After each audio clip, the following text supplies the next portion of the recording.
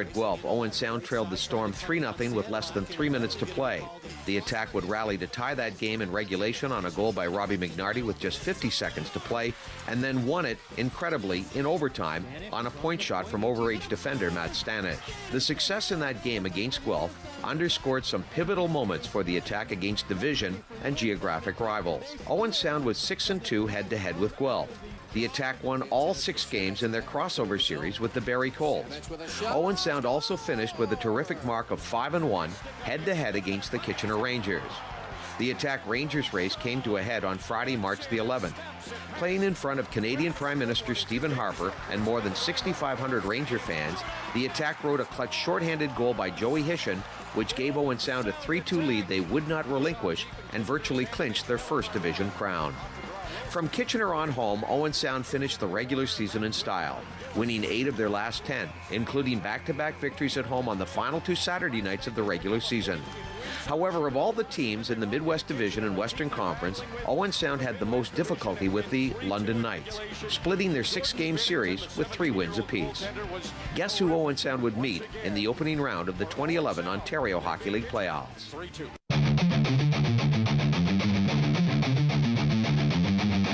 The cliche in hockey is that the playoffs are a whole different season.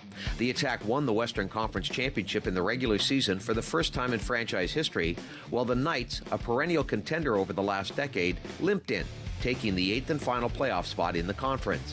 When the puck dropped March 25th at the Harry Lumley Bayshore, none of that mattered, and the Knights played a near-perfect road game using stellar goalkeeping from Michael Hauser, forcing the opening game in the best-of-7 to overtime.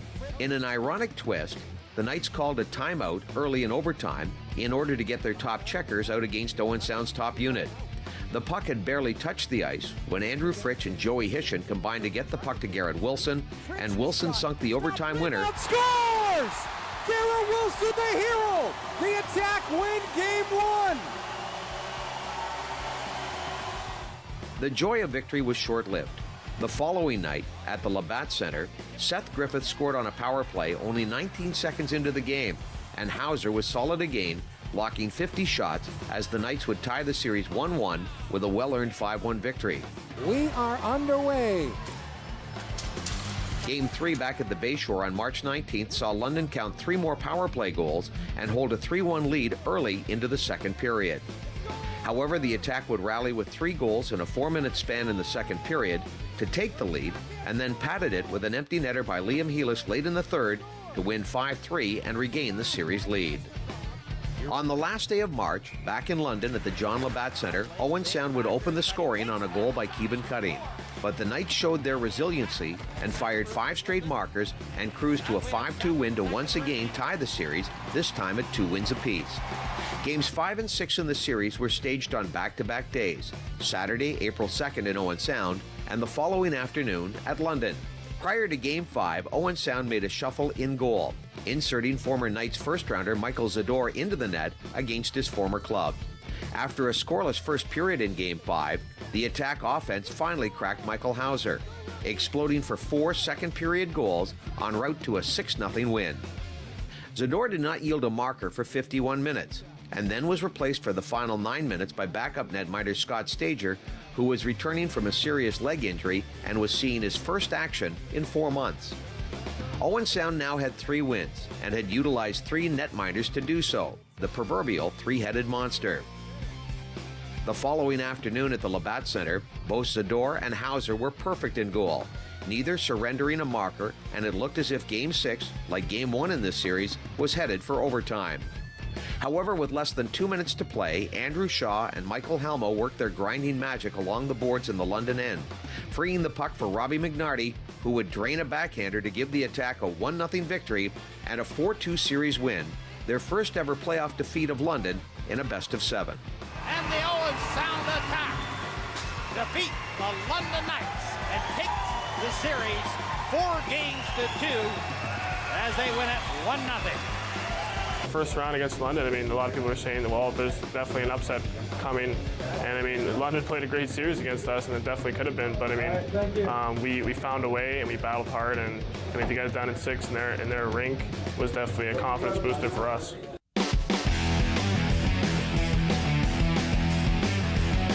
The Western Conference semifinals would pit the two-time defending Memorial Cup champion Windsor Spitfires against Saginaw, while the Attack were matched up against the Plymouth Whalers. The Whalers, like the London Knights in round one, would open the series in Owen Sound with a near-perfect road game at the J.D. MacArthur Arena on Thursday, April 7th.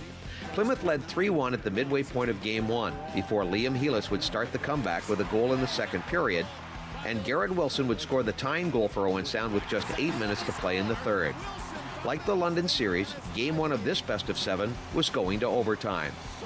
Almost 15 minutes elapsed before Jesse Blacker spun quickly at the side of the Whalers' net and scored the game winner. 2 nights later, this time at the CompuWare Sports Arena, again the Whalers played a near-perfect game, holding a 2-0 lead late into the second period. However, in less than a 1-minute span, the Attack would tie the score, first on a deflection by Andrew Shaw, and then Heelis would score another key goal in this series to tie the game. In the third period, Roman Berdnikov finished a nice setup just 4 minutes into the third to give Owen Sound a 3-2 lead, a lead they would never surrender as they took a 2-0 lead in the series. Losing 2 leads in the opening 2 games seemed to harpoon the Whalers and their spirit. They lost games 3 and 4 by identical 4-1 counts. Overage Robbie McNarty would score twice in Game 3 at the Bayshore, and then Owen Sound would complete the sweep with another 4-1 victory at Plymouth in Game 4.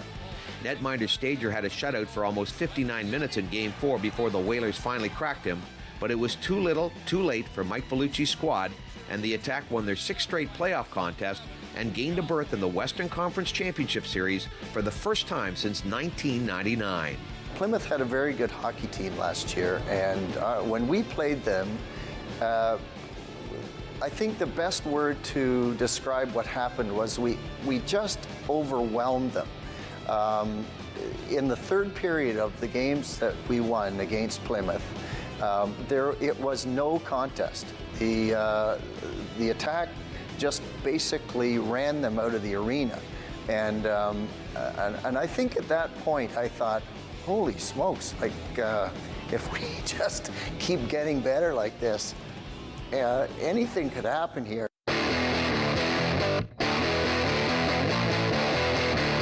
After disposing of Saginaw in the other semifinal series, the Windsor Spitfires had just 1 day off between the final game of that series and the opener of the Western Final at the Bayshore in Owen Sound. The Spitfires, in fairness, left a lot of their energy at home as they were hammered 8-1 in Game 1 by the Attack.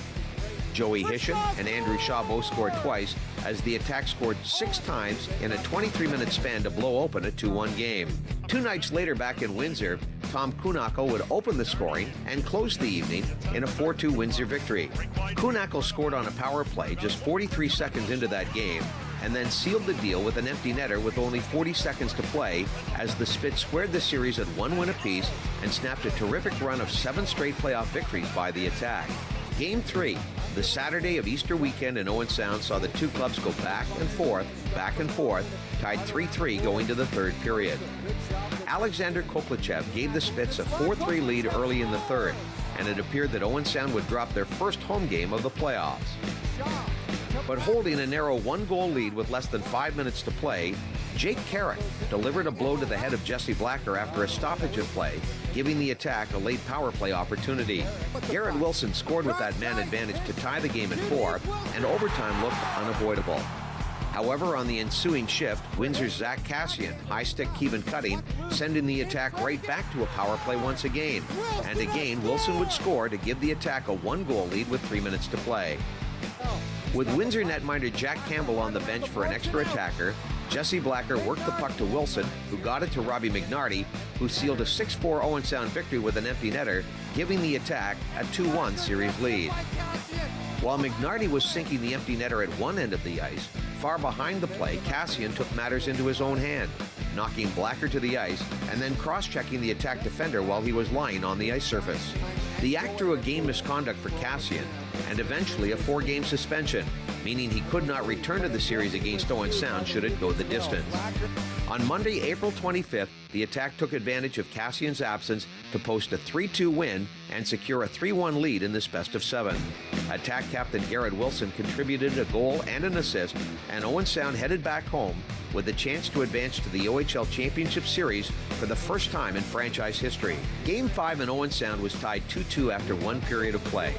Attack defender Matt Petgrave had one of the two Owen Sound goals, but Petgrave was just warming up. In the second period, the former Ice Dog scored 2 more goals, giving him the hat trick, and Owen Sound had a 4-2 lead with only 20 minutes to play. The third period saw the Attack bombard Windsor's Jack Campbell, scoring 6 more times en route to a series-clinching 10-4 victory. Now the Owen Sound Attack, located in the smallest market in the Ontario Hockey League, were bound not only for their first ever OHL Championship Series, but also for their first berth in the Memorial Cup. The opponent for the Attack in the Robertson Cup final, the Eastern champion St. Mike's Majors, were also the Memorial Cup hosts, which meant regardless of the outcome of the Championship Series, both the Attack and the Majors were guaranteed their spot in the MasterCard Memorial Cup coming up in May at Mississauga. The Western Conference champions for the 2010-2011 season, the Owen Sound Attack.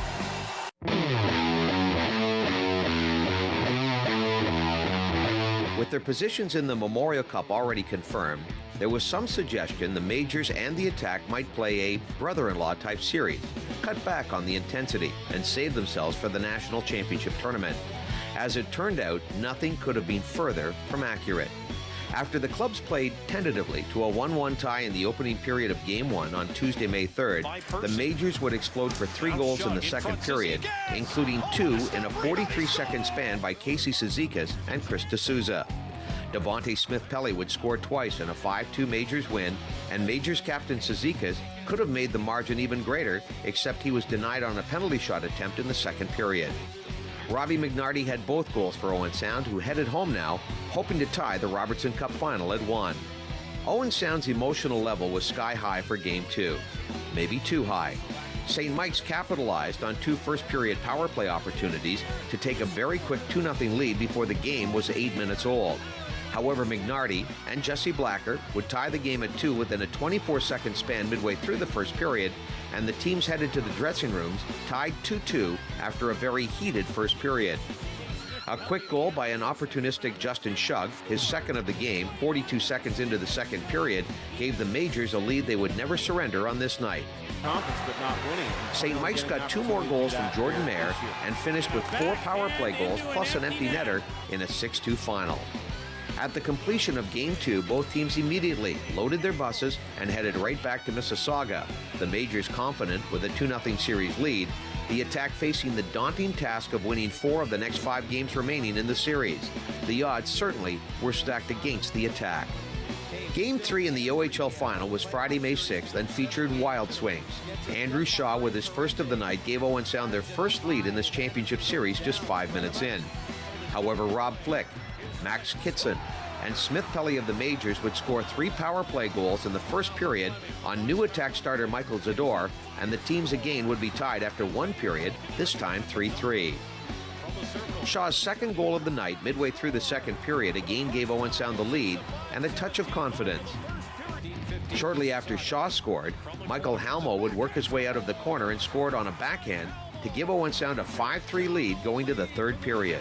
The Majors made it close early in the third when defender Brett Fleming's lengthy floater beat a screen Michael Zador 90 seconds in, and St. Mike's was within 1 goal and the tension level went way up. With just over 5 minutes to play, the Majors jammed the front of the net, and after a lengthy video review, Smith-Pelly was awarded a goal, his second of the game, and the teams were once again tied, this time 5-5, and heading to extra time. St. Mike's was within 1 shot of grabbing a stranglehold 3-0 lead in the series if they could score in overtime. And overtime would be short.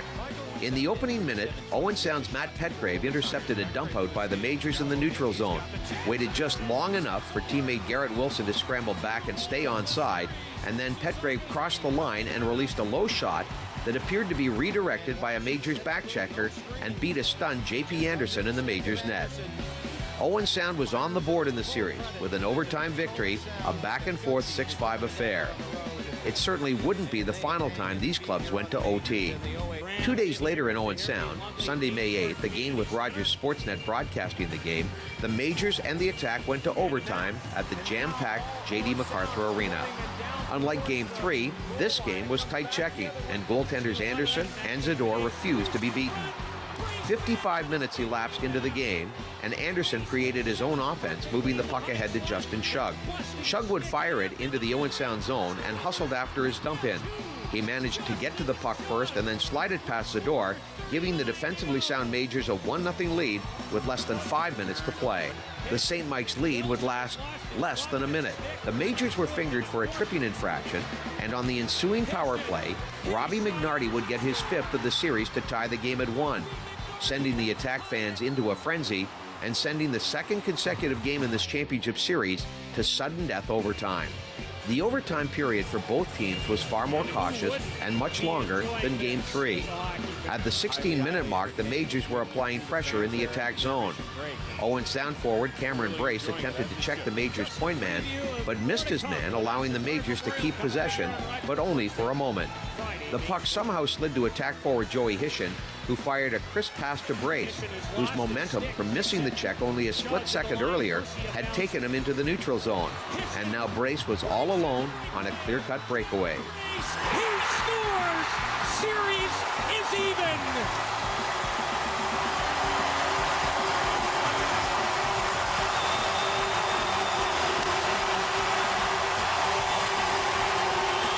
Game 5 of the Robertson Cup was Tuesday, May 10th at the Hershey Center in Mississauga. The Majors, looking to shake the upstart Attack, roared out of the gate and grabbed a 2-0 lead before the 10-minute mark on goals by Rob Flick and Justin Shug. The quick lead forced Attack coach Mark Reeds to switch his netminders, inserting Scott Stager in place of Michael Zador.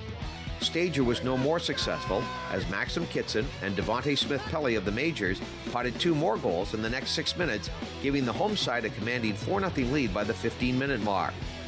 The drama and excitement of Games 3 and 4 was gone, erased by the early Mississauga onslaught. But the Attack would fight back. At the 17-minute mark of the first, Jared Maidens got Owen Sound on the board with his 4th goal of the playoffs. Then Kevin Cutting followed with a second Owen Sound goal before the end of the first period, and suddenly a 4-goal deficit had been cut in half. Big chance, scores! Cutting! And the Majors cannot clear the puck!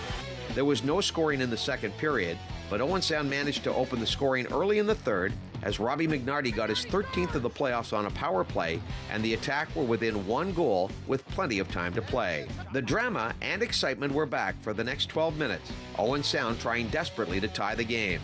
At the 11-minute mark, Owen Sound had the Majors hemmed in the St. Mike's end, but a turnover gave Justin Shug a breakaway, and Shug, who was in his 3rd OHL final, made no mistake beating Stager to score the backbreaker and give St. Mike's a 5-3 lead. Then the drama was replaced by controversy as all hell broke loose. Late in the game, Attack forward Andrew Shaw was fouled, and while play continued on the delayed penalty, he was fouled again while down by his series rival, Rob Flick of the Majors.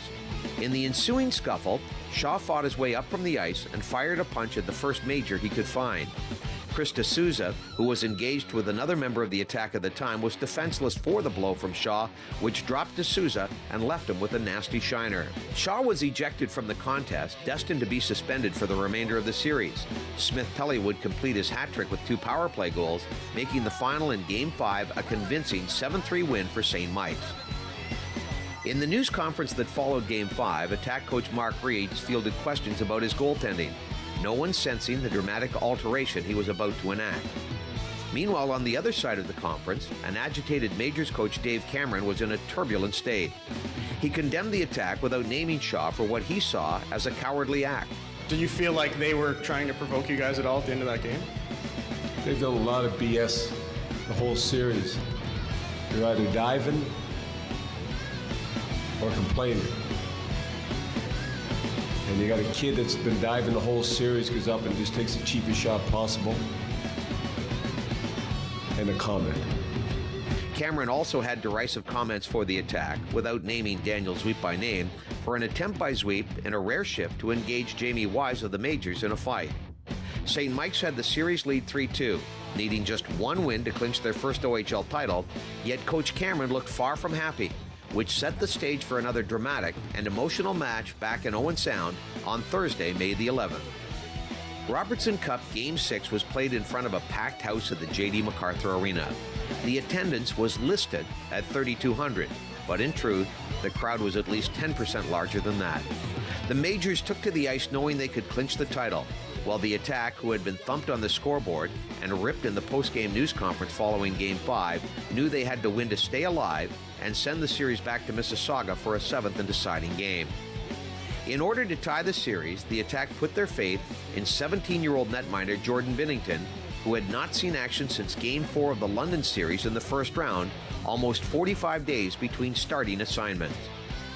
Owen Sound also had to play without spark plug Andrew Shaw. He was suspended for 2 games for the sucker punch he delivered on Chris D'Souza in Game 5.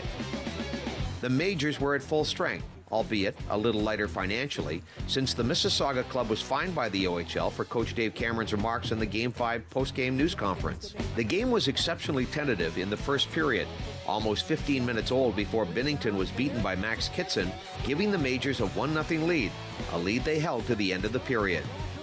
As St. Mike's left the ice, the pro-Owen Sound crowd began chirping, heckling, and yelling derisively at Majors coach Dave Cameron, voicing their displeasure at his displeasure exhibited following Game 5. In the second period, the Attack tied the game at 1 on a power play. Garrett Wilson sinking his 11th of the playoffs from Joey Hishin and Matt Stanish at 9:48.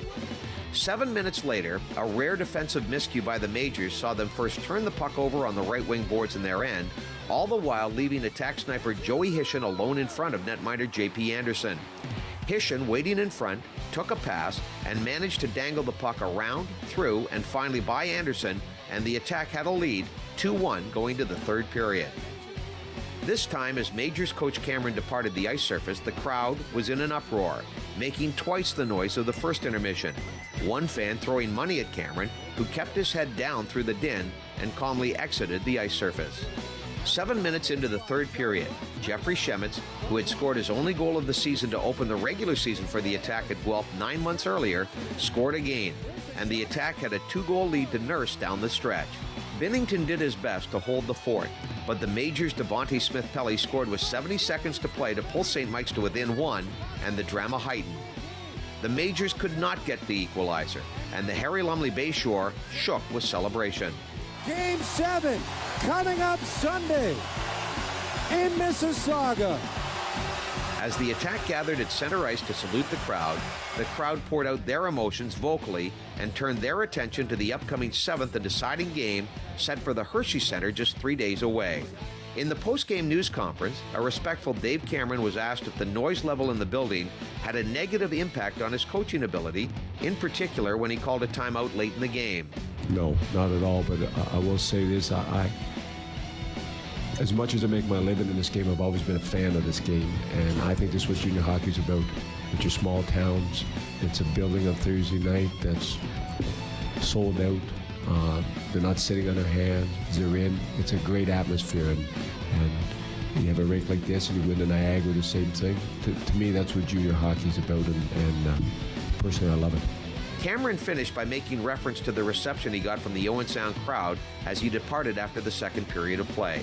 And I want to thank them. They gave me $6 to pay towards my fine coming off the ice. They threw some money at me, so I want to thank the people of Owen Sound for that.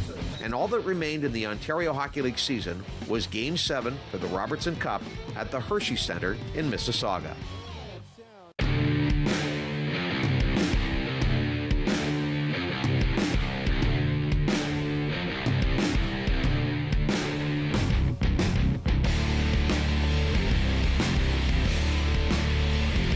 Game 7 for the Ontario Hockey League title was almost magical in the build-up prior to the dropping of the puck.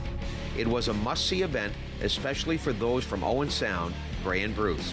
Try as they might since 1998, the clubs in Mississauga and Brampton have never created a fan base that would fill their own home buildings to the level of capacity seen in Owen Sound during these playoffs. With seats available, Attack fans took full advantage and bought up every available ticket for the road game. Highly motivated by the turnout, the Attack started well. 4 minutes into the game, a possessed Joey Hishon operated as if the puck was nailed to his stick, weaving right through the Majors, the Owen Sound boosters imploring him to shoot. The eventual shot by Hishon was in fact a pass into the crease for Michael Halmo, who was tied up by the Majors checkers. But Hishon, who was absolutely buzzing with energy, retrieved the puck again and got it to the point to overage Matt Stanish. Stanish fired a low shot that Halmo redirected by J.P. Anderson, and the Attack had the all-important 1-0 lead. The building exploded. That lead stood for all of 3 minutes when the Majors would tie it. Good work along the boards led to a wild centering pass by Chris D'Souza that slid right through Binnington's crease. Though the puck slid into the corner, it caromed to Majors defender Stuart Percy, who was having a very steady playoff run for St. Mike's. Percy would fake Liam Heelis to the ice, moved outside, and used Jeffrey Shemitz as a screen and beat Binnington to make it 1-1, 7 minutes into Game 7. This frantic pace continued. 5 minutes later, the Attack would regain the lead. St. Mike's had pressure in the Owen Sound end when their overage, Mark Canton, took a shot pass that everyone missed. It bounced out of the corner and was gobbled up by Owen Sound's underage, Jared Maidens. Maidens would carry the puck up the left side and made a pass attempt to Cameron Brace. However, the Maidens' pass was behind Brace and slid, seemingly harmlessly, to the right wing boards, but Liam Heelis would hustle to pick it up. After passing to start the play, Maidens broke to the St. Mike's net and was on the doorstep as Heelis put it towards the net, striking both Brace and Dylan DeMello of the Majors before landing right on the stick of Maidens, who would knock in his 5th of the playoffs, restoring the Owen Sound lead, making it 2-1. Penalties had been an issue for the Attack throughout the series. At the 13-minute mark, Jay Gilbert was fingered for high sticking and sat in the box as the Majors' power play cranked it up. However, on a rare St. Mike's miscue, they turned the puck over to Attack captain Garrett Wilson. Wilson would go up the ice on a 2-on-1 with Hishon. Patiently waiting, Wilson then threaded a perfect pass to the crafty Hishon, who was in all alone. However, Anderson in the St. Mike's goal was craftier and quicker, using a poke check to knock the puck off Hishon's stick and prevent Owen Sound from grabbing a 2-goal lead. After gaining territory back in the Owen Sound end, Michael DeRazio, ironically a first-round draft pick of the Attack in 2006, took a shot that was blocked by Jesse Blacker. The force of the shot broke Blacker's stick in the process, making it essentially a 5-on-3 advantage now for St. Mike's. The Majors worked the puck back to DeRazio again. This time, DeRazio fakes and then passed to Jordan Mayer, who tied the game with an accurate wrist shot, making it 2-2. The tie remained for an extended period of time. That's not to say there weren't exciting moments. Late in the second period, Michael Halmo broke away on a 2-on-1 with St. Mike's Devontae Smith-Pelly chugging hard in pursuit. Smith-Pelly would catch Halmo, who tucked the Majors' forward stick under his arm, and instead of a 2-on-1, Halmo was on a solo rush to the penalty box. With under 10 minutes to play, Liam Heelis would go down the right side for Owen Sound. He made a nifty toe drag and moved the puck to Cameron Brace, who just missed scoring another decisive goal in this series. The ensuing sequence gave Matt Petgrave another chance for Owen Sound, but Anderson stood tall, denying it, keeping it 2-2. In the final 4 minutes of play, the Majors pressed, getting great chances. Justin Shug with a backhand try. Corey Bureau trying to bang one in on the doorstep. Petgrave blocking Max Kitson on a 2-on-1. Then in the final minute, on the final thrust, Smith-Pelly got a tight chance, and Rob Flick had a last attempt in regulation with just 1 second remaining. Great, 6 seconds to go, turns it over. Rob Flick now throws it side of the net, takes a bounce in front, and it's on the goal line. Puck is loose, but the whistle is blown with .1 remaining on the clock. Overtime coming. The throng of Attack fans, estimated to be as many as 3,000 in the building, went up and down with each rush. And to their credit, the fans rooting for the Majors did their very best to be every bit as vocal as the Attack supporters. The Hershey Center rocked until the buzzer sent the teams to overtime to decide the OHL Championship. Game 7, in overtime, for the OHL Championship. Can it get any bigger in junior hockey than that? There were no glorious chances for either team as the overtime period commenced. 3 minutes into the extra session, the Majors defender knocked the puck out of play, and the Attack made a plea for a delay of game penalty for the Majors and a power play opportunity for the Attack. The officiating staff had a brief conversation as to whether or not a penalty should be called on St. Mike's. And while a penalty call was not forthcoming, the faceoff was slotted in the Major's end to the left of Mississauga netminder J.P. Anderson. As you just mentioned, a one-goal championship win, and one goal will decide this championship as well. Brace centers in front, goes down the score! The Owen Sound Attack of Ontario Hockey League champions! They come back from 2-0 down in the series to win it 3-2 in overtime. Do you believe in Owen Sound?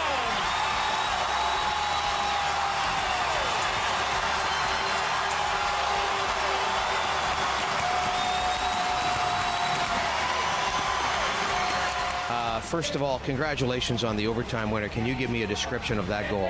Thanks a lot. And yeah, you know, Brace kind of got a handle on the puck, and it just came out in front of there. I just tried to get a stick on it, slowly went in the net, and just watching it going was just greatest feeling.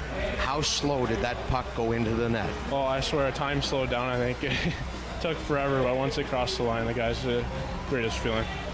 It's a remarkable feeling to have got here and see that fan base and to feel the energy in the building, and then to have it all pay off like that. It is an amazing feeling. In my heart, like, I knew we were going to win because they are a team. There's no I in team, and that's what they are. They're 4 lines, and they all play with heart. Unbelievable feeling. I mean, it's to win with this group of guys. It's just so special, and I mean, we did it. We finally did it. There can only be one winner. It's overtime of Game 7. Joy in Owen Sound. Heartbreak tonight in Mississauga without any question. As the fans look on and the players shake their hands. Mark Reeds, Coach of the Year, did a fabulous job keeping his team prepared in this series. As did Dave Cameron. But the Owen Sound Attack and their fans celebrate the Majors and their fans, and J.P. Anderson's face says it all. There is jubilation. How about that? What a wonderful moment for the Owen Sound Attack. Their franchise, their fans. If there's such a thing as a small market in the OHL, that's Owen Sound. They earned it. They worked hard, they battled, as you said, back from the 2-0 series deficit, and are full value. But overtime of Game 7, it could have went either way. You can only have one champion, and there they are.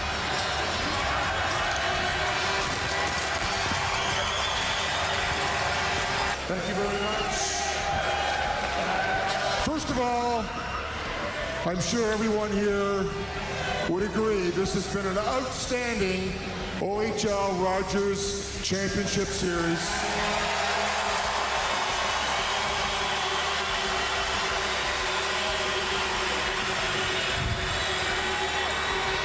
What a special moment for a young player by the name of Jared Maidens to score in overtime. Last year, he was at the Hershey Center playing in the OHL Cup. So quite a development here, Jared. Going back to 1999, arguably the greatest hockey player ever to play our game retired. And the Ontario Hockey League, in wishing to recognize Wayne Gretzky, former Sault Ste. Marie Greyhound, created the Wayne Gretzky 99 Award to be presented annually to the playoff MVP.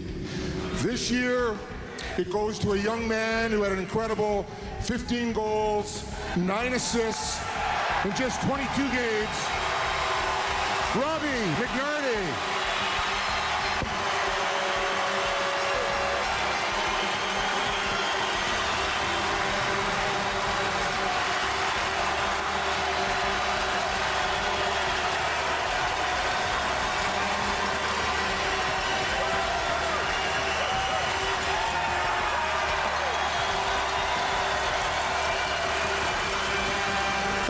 Mr. Branch, and congratulations to Robbie McNarty.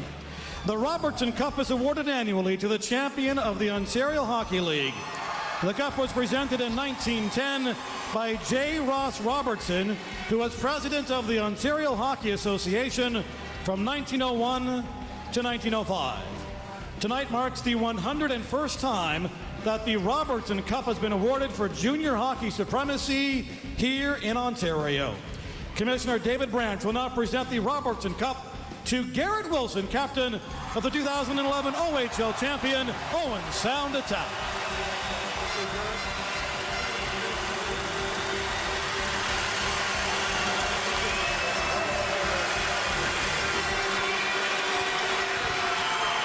Just before handing it over to Garrett, I would like to, first of all, welcome you all back for the MasterCard Memorial Cup starting Friday. It's going to be an outstanding event. You know, you cannot underestimate or overstate what the Owen Sound Attack has accomplished this year.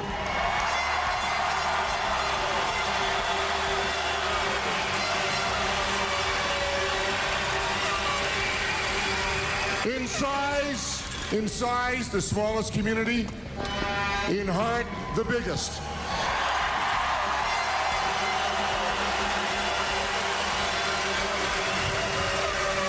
To the ownership group, led by Peter and Paul McDermott, Faye Harshman, Dr. Bob Severs, Frank Coulter, you were tough. You made it work. We're so happy for the work you've done. And led by Dale DeGray and his management team and head coach Mark Reeds, congratulations, all the players.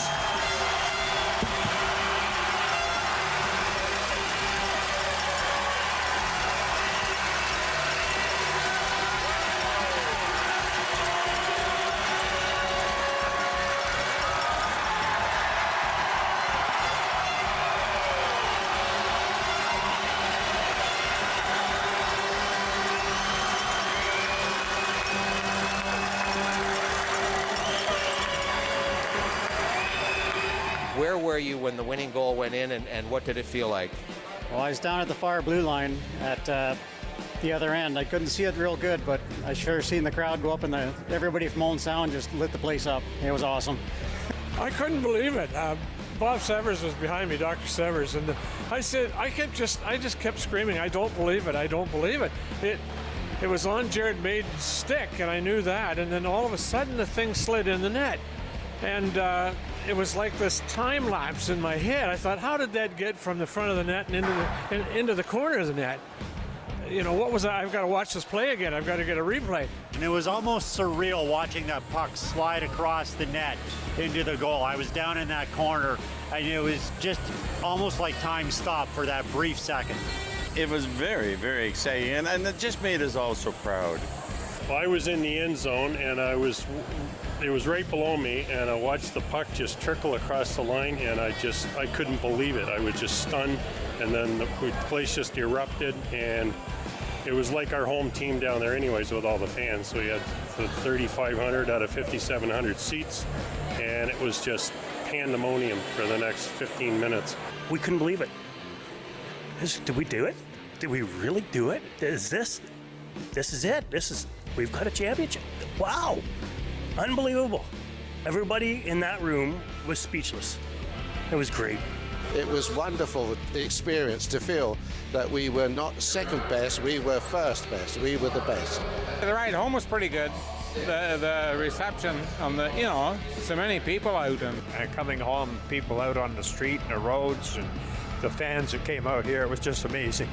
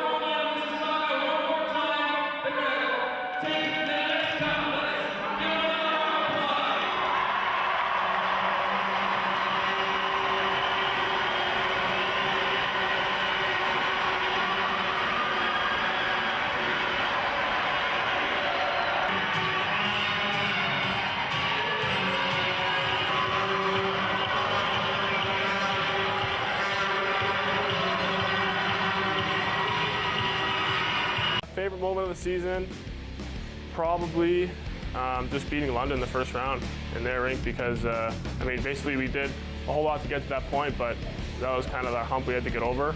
And maybe we had to get a little bit more confidence. And we played a good series, but the last 2 games they really stepped up, and that, I think, pushed us right to almost to the 3rd round.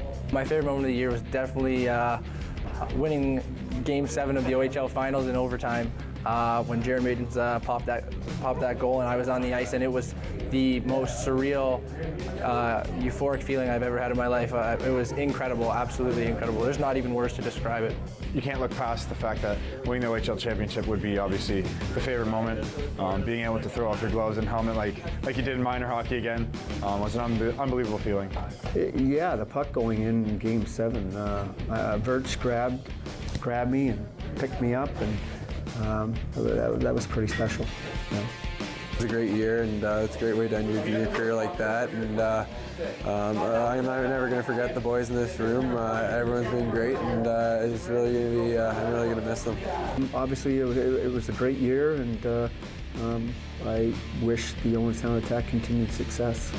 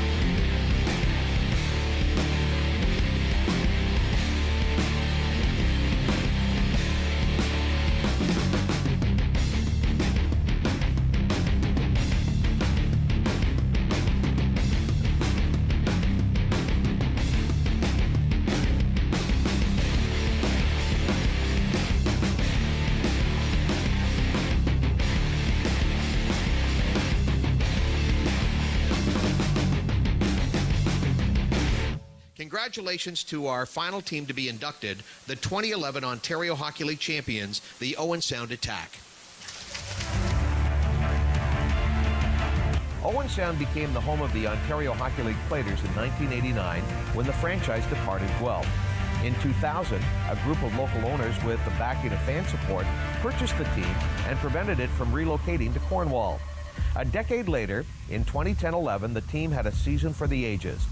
Under coach Mark Reeds, they finished first in the Western Conference with 46 wins. In the playoffs, Owen Sound outlasted London in 6 games, swept Plymouth in 4 games, and then eliminated the 2-time defending Memorial Cup champion Windsor Spitfires in 5 games to claim the Western Conference title. In the OHL final for the J. Ross Robertson Cup, the Attack were pitted against the favored Mississauga St. Michael's Majors, who took the opening 2 games in somewhat convincing fashion. Undaunted, Owen Sound rebounded with overtime victories in both games 3 and 4 to tie the series.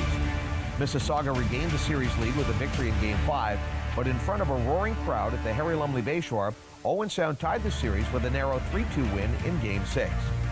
That set the stage for a memorable Sunday at the Hershey Center in Mississauga, which became known as the Bayshore South since 3,000 Owen Sounders made the trip down to Mississauga for Game 7.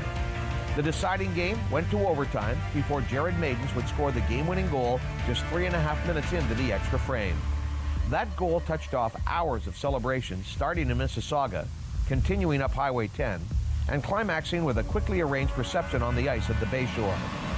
A week later, Owen Sound went back to Mississauga for the Memorial Cup, but injuries took their toll, and the Attack were eliminated in the tiebreaker game, halting the most memorable OHL season in the city to this point.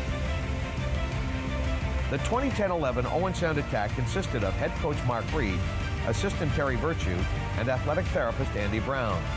Their forwards were Roman Berdnikov, Jamel Smith, Robbie McNarty, Cameron Brace, Andrew Shaw, Garrett Wilson, Joey Hishin, Andrew Fridge, Brendan Childerley, Daniel Zweep, Mike Halmo, Curtis Gabriel, Liam Heelis, and Jared Maidens. On defense, Keevan Cutting, Jay Gilbert, Braden Rose, Jesse Blacker, Matt Petgrave, Matt Stanish, Jeffrey Shemich, and Greg Stagger. Goaltenders were Scott Stager, Jordan Bennington, and Michael Zador. The 2011 OHL champion Owen Sound Attack.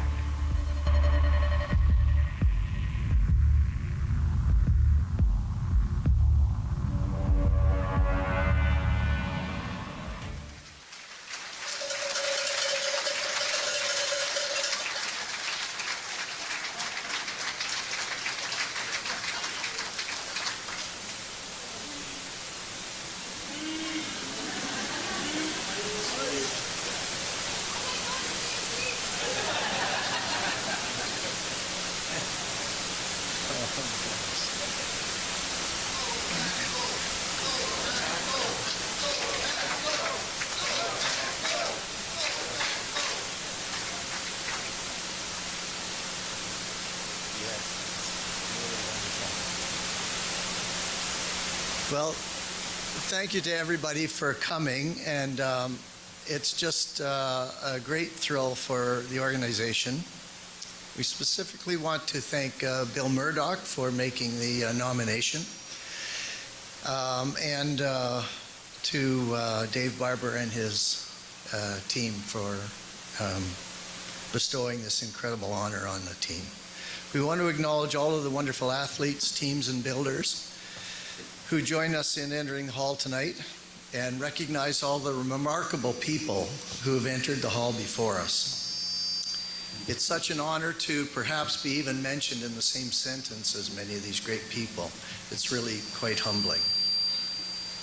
It takes a multitude of dedicated people to win a championship. I want to take a couple of minutes to acknowledge everybody that was involved.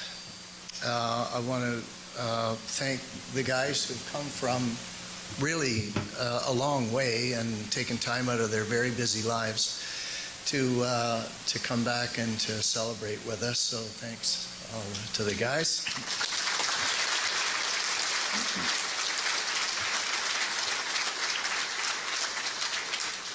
In front of you, looking older, more mature, more experienced, are Jordan Bennington, Curtis Gabriel, Jay Gilbert, Liam Heelis, Joey Hishin, our OT scoring hero, Jared Maidens, 2011 playoff MVP, Rob McNarty, Matt Petgrave, Jeffrey Shemich, Scott Stager, and Danny Sweet. So.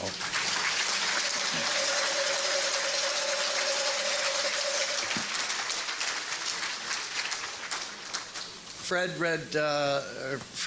gave you the names of the other guys. I want you to know that every one of them made contact with me to send their regrets that they were not able to come. But I want to specifically recognize Captain Garrett Wilson, who remains with the Pittsburgh Penguins in their hunt for the Cup. Andrew Shaw, who had every intention of being here, emailing me at least a dozen times, and then unfortunately had to undergo surgery on April 25th. And when I talked to him on Wednesday, he still was not out of bed, so he was thinking that the 4-hour drive maybe wasn't going to be a good idea. And Mike Halmo, who is fresh off an Austrian Pro League championship, and was very disappointed not to be here. I want to acknowledge the parents who have come tonight to join their sons here, and of course the incredible billets. Even Liam Heelis's billets from Peterborough are here tonight. So.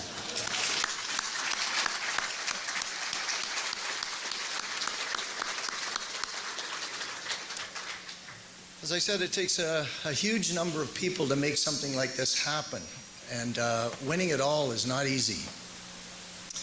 I want to recognize my fellow owners, Faye Harshman, Paul McDermott, and Peter McDermott.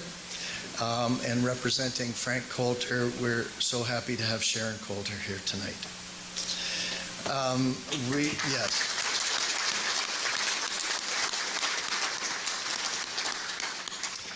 General Manager and member of the Oshawa Sports Hall of Fame as well, Dale DeGray.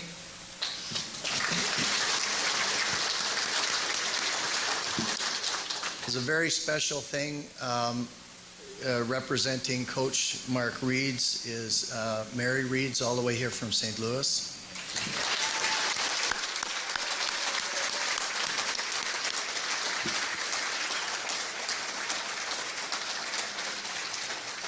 And occupying about one half of the building is the rest of Mark's family at the back.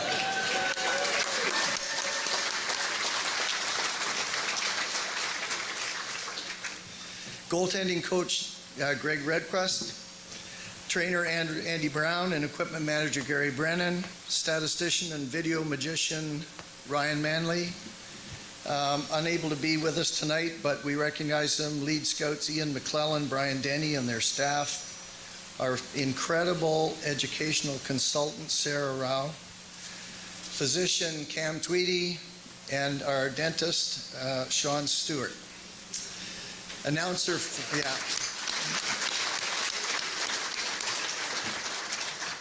Announcer Fred Wallace, who Fred's been doing this from day one with the franchise, and he's an amazing guy. In-crowd announcer,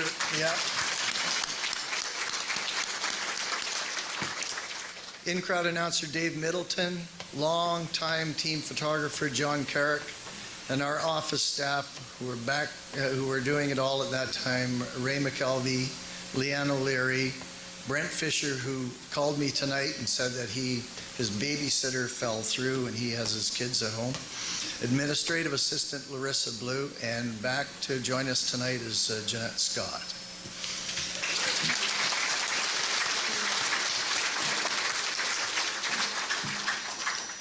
Briefly in closing, I want to say with the tragedy in Humboldt, Saskatchewan, we've seen in a sobering and dramatic way how a junior hockey team becomes an integral part of the fabric of a small town. Its character woven deep into the soul of its community, and the core values of the community a driving force for that team. Over the years, the Attack franchise has been on a journey that has seen us adopt the character of our community: strong, hardworking, relentless, and accountable. That's Owen Sound. To be now forever written into the history of sport here in the Sound seems like the culmination of that journey. Once again, I want to thank everybody who helped make this evening happen for us. Thank you.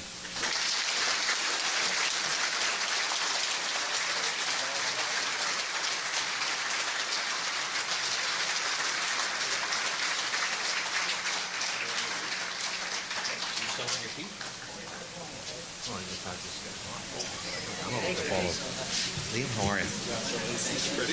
Dan? How are you? Hi, Jared.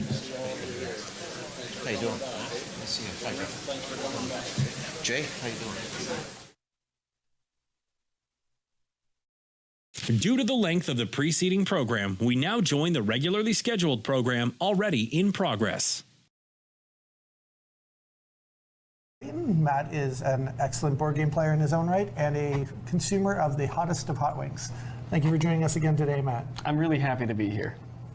And then at the far end of the table, joining me is Michael Gemmel. Michael I've gotten to know through our mutual love of board games. Michael is a member of the Dex Envoy program, in which he goes around and helps players discover new games, teaches them how to play, and just shares the love of board games all around. So thank you for joining us today, Michael. Thank you for having me and teaching me a new game. I do go around teaching people, but man, do I love learning a new game, and this is a new game to me. Speaking of which, how do we play? Well, we're going to start by each being dealt out a hand of 6. So Jason is going to deal us out 6 cards each. And then it's a fairly simplistic style game.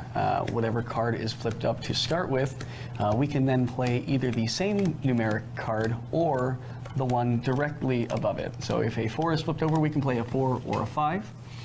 If a 6 is flipped over, we can play a 6 or a llama. Llama? A llama, that's right. So